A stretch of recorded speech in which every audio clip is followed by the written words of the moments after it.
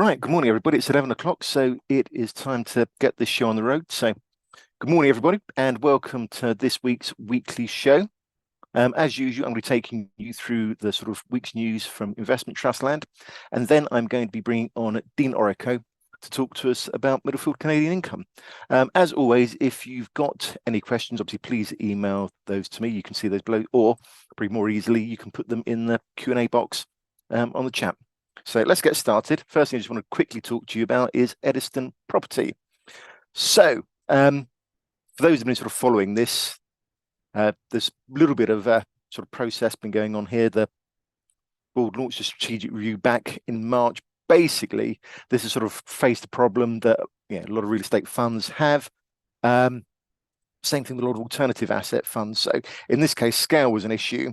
Really needs to be bigger, but with sort of rising interest rates, which affected property companies and say a lot of alternative asset funds, particularly those generating income.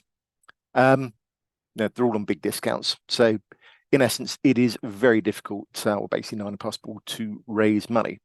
Now, sort of Epic, with its size, really liquidity was an issue, particularly for sort of bigger shareholders. I think some people wanted to get in but they just couldn't really. And really, the sort of board also wanted greater efficiencies and a sort of higher profile. And really, you just needed more scale, and that was impossible with the discount. So it initiated a strategic review. At the original stage, its sort of third outcome was a merger with one or more REITs, so everybody could stay invested, but you sort of get the scale. But they did say at that stage that the review could result in sort of selling the entire company or perhaps portfolio and returning cash to shareholders. That was sort of very much an option that was on the table. Now, we sort of looked at this before, and if you look at the news on our website, you can sort of see the sort of various stages.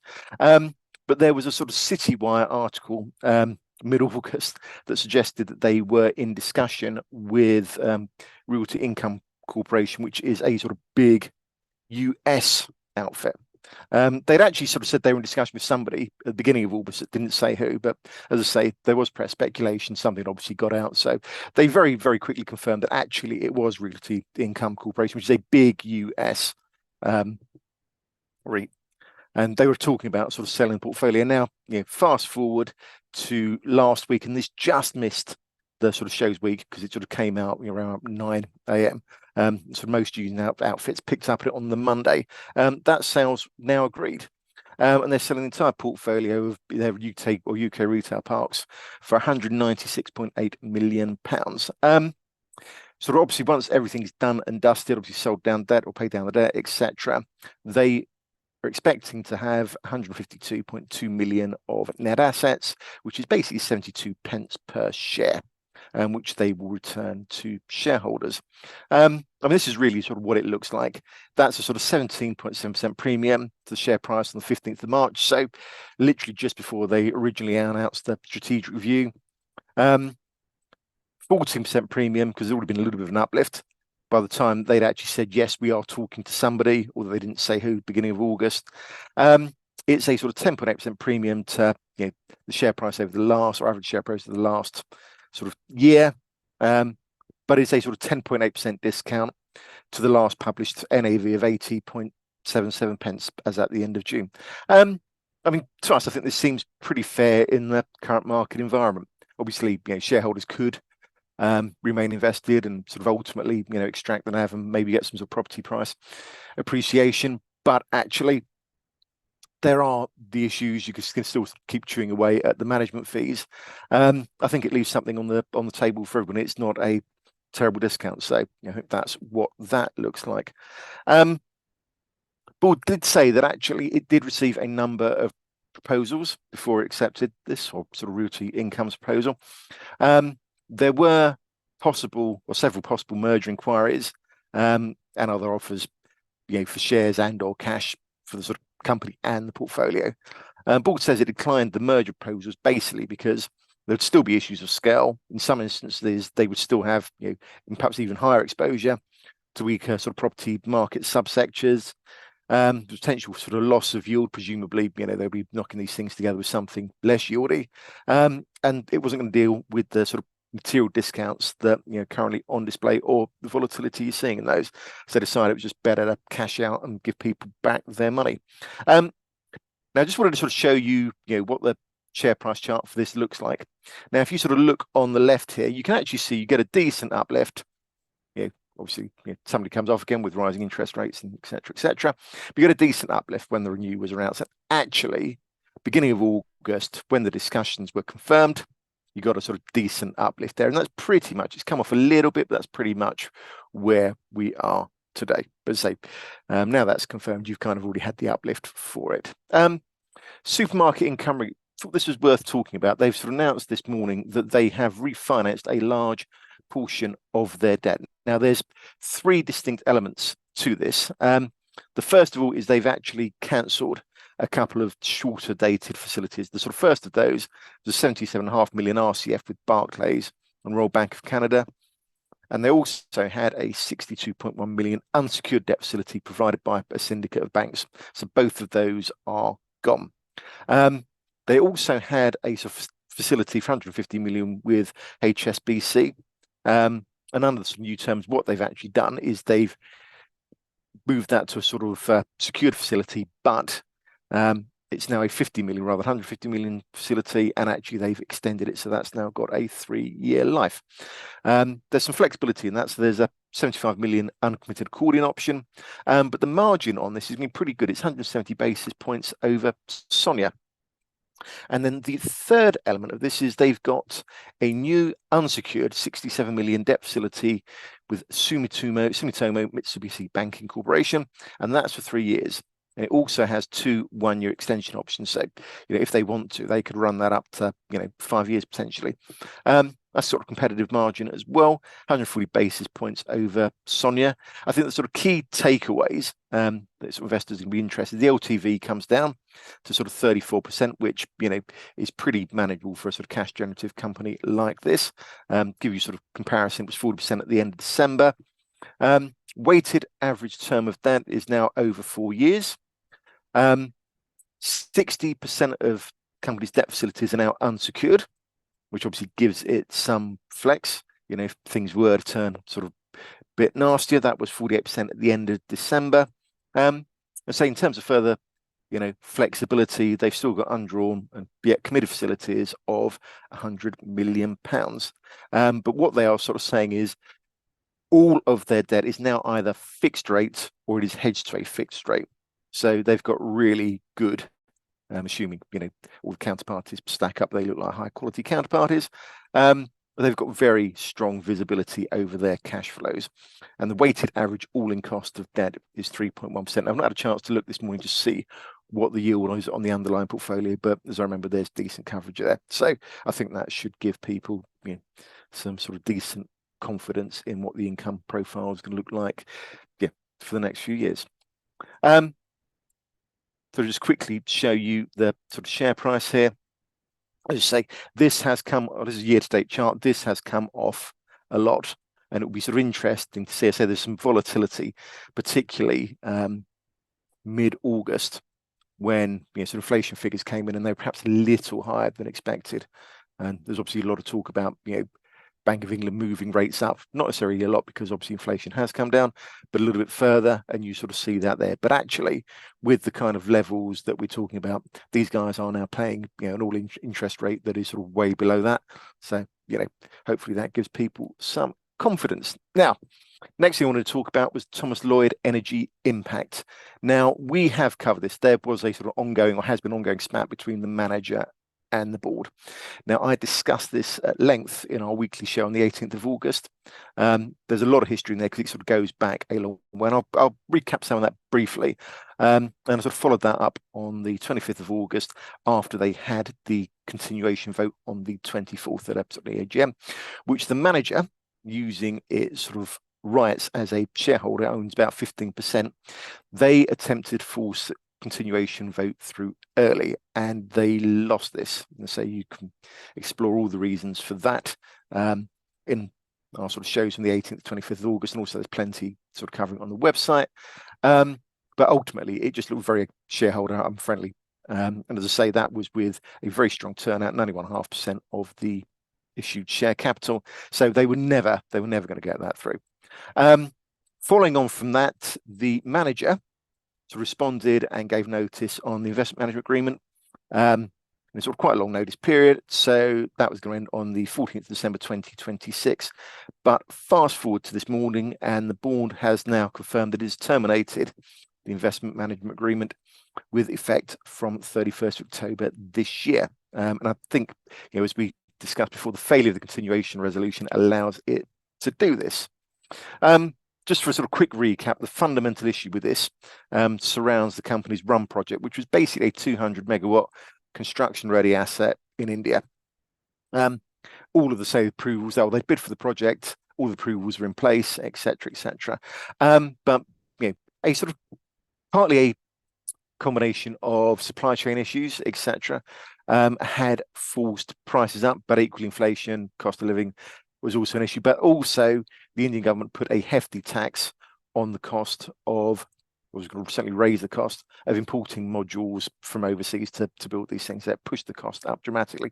And the board had asked about this, and it had been told that there wasn't an issue, but actually it sort of subsequently came out sort of via a whistleblower that actually the managers knew and had concealed this from the board, and the board actually ultimately discovered this while it's preparing the accounts. This threw the whole thing into sort of question. They weren't able to finish preparing the accounts. In fact, they've still not been published, but it wasn't going to be able to meet the deadline of publishing the accounts, so they suspended the shares, which was the sort of responsible thing to do. As of this morning, the board says it now plans to appoint a transitional manager. Reason it's doing this, it thinks is the most effective way to actually finalise end December valuations and the interim valuation at the 30th of June. This will allow it to actually properly get the accounts properly audited and finalising those, also get the interim report out, and ultimately get the share suspension lifted. The board has not sort of sat in its hands. It's engaged with a number of experienced candidates, and it expects to confirm terms soon. So watch that space. As I say, I can't show you a share price chart for that because, of course, it is suspended. But just in terms of what the board does next, obviously, continuation vote failed on the 24th of August. Has 4 months from that date to bring forward proposals for its future. Key thing about the transitional manager is going to provide some continuity during what it says the expected construction of the RUMS project. It sounds like this could still go ahead. I mean, I do remember that there were quite a lot of charges in relation to actually cancelling their commitment. That's anyway, we will see. And obviously somebody needs to keep oversight of the existing operations, other assets, while they're sorting that out. They've been out there, spoken to shareholders, and there is still strong support for an Asian-focused impact strategy. So the board is considering a relaunch, and I think the sort of nice thing potentially here is it has already received approaches from a number of experienced managers in the space. So there could be a future for this, but I think as we've previously discussed, there is still the fact that all of these funds are trading on a discount, and this thing is not very big. So something will have to be done there, but equally markets move on, interest rates are rolling over as the signs of inflation are coming down. So hopefully there will be a future for it, because sort of fundamentally it was different to the other offerings available on the London market. And from an ESG perspective, it was doing something that's very worthwhile and needed. Next thing is Hipgnosis Songs. Wanted to talk about this because we had an announcement from them yesterday. You may remember, if you tuned into last week's show, or you've been sort of following news on our website, that Concord has sort of made a recommended, or is making us a recommend all-cash offer for Round Hill Music royalty. Now, James talked about this last week. Market was instantly looking through for a potential read-through to Song, because basically, these are not dissimilar funds, both obviously sort of music streaming royalties, etc., etc. Song has got a continuation vote coming up very shortly, and it's on a sort of similar yield and similar discount. Or certainly sort of was to Round Hill prior to the offer. So it was sort of natural to try and make a read across from there, and we'll sort of talk about that a bit more in a moment. Now, with the continuation vote coming up, and the sort of fund was trading at a 40+% discount, board and manager have been under a lot of pressure to address this. There's a number of things that it's been criticised for.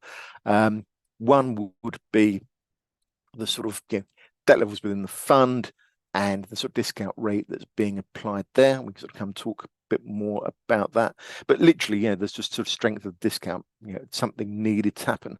And really, with the continuation vote coming up, this has forced their hand. Now, on the 13th of July, the board promised action on the discount in advance of the vote, but it's been very light on the details until yesterday. It has now issued some proposals, which it hopes will be a catalyst for a re-rating. So let's have a quick look at these. It says it's going to make catalogue sales for a gross consideration of 465 million US. Now, this is sort of, I think, 0.7 US, or so 2.7 billion US portfolio. And with the sort of discount, it's trading at about, I think, US 1,200, something like that. Obviously, with those sales proceeds, they are roughly planning to do two things. The first of which is actually share buyback program to sort of pump excess demand for 180 million pounds. But there's also the issue of the RCF, and this is sort of something that people have been calling for repayment of, and they are going to pay that down. There has been sort of talk about the sort of level of interest that was incurring and sort of what that was doing to cash flows. In a previous show, we explored this, and it certainly looked like the margins were very thin. If you look at those also, and I think this is potentially a sort of strong move, they're going to introduce more tiers into the management fee. All of this is going to require shareholder approval, and they say EGM no later than 25th of October. Board says that it did consult with major shareholders before making these recommendations. And to be fair, analysts and investors have been calling for meaningful buybacks, reduction of the RCF, and board says that with its proposals, these are of the smallest possible magnitude to provide the necessary capital to actually try and do something meaningful, and it will allow it to protect the remaining strength of the portfolio. Board and manager under pressure to actually address the discount and the debt for some time.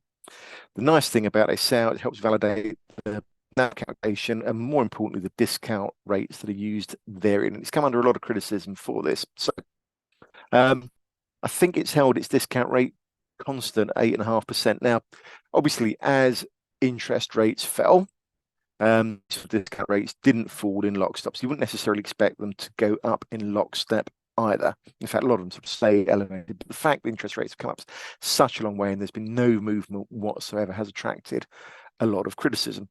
So, if you can get a decent sale at a sensible price, then it helps validate that and potentially the rest of the portfolio. Now, obviously, the continuation vote is forced the issue. The Concord sort of RHM deal has added pressure. Until now, you could have argued that it's a very difficult market. It could be challenging to get deals done at the right sort of price. But of course, that deal dispels that myth. As I say, analysts and shareholders have been calling for catalogue sales to fund buybacks and reduction of debt, and these proposals directly address these demands. However, the manager has sort of termination option rights. So basically, if its management contract is terminated, it has the right to buy the portfolio at a predetermined price. And it sort of is not exercising these, but it does kind of make it very difficult for other potentially interested parties to get involved. And it looks like the manager obviously wants to retain control of that portfolio. So this sale is going to be to the manager. And I think we'd like to have seen a sort of third party offering. If you've got some independent price discovery, it would have given greater credibility to the NAV calculation and those discount rate assumptions. There's still some sort of uncertainty there. And equally, more bidders, if that had been explored, it may have been a superior outcome for shareholders. But sadly, that doesn't appear to have been considered. Now, what does the sort of price look like? Well, we think it looks a bit cheap versus called RHM deal. So just to put some figures on that, they're saying the first disposal is going to be priced at a 51% premium to the 30-day average market cap if you infer through the portfolio up to 13th. Looks like shareholders got a better deal out of the sort of Concord RHM deal because it was at lower discount effectively to its sort of economic NAV. I think shareholders have got to sort of look at these proposals as progress. But basically, the sort of reception looks pretty lukewarm. So most of this seemed to come, if you look at the sort of share price chart here, most of the benefits seem to come when the RHM deal was announced and people started to read through. But if you look, share price has rolled over, particularly during the last day since it was or last couple of days since it was announced. So yesterday, when it was announced, share price was down 2.7%, when market was up 2%. When I was looking this morning, share price was down 3.1% today, but the market was up 0.5%. So, yeah, perhaps blessed than sort of market was expecting. Anyway, let's move on and quickly got to show you the disclaimer. So these are important. If you've got a chance, obviously, please have a read of that. And so if you can't read it all now, then obviously please come back and have a look at it later.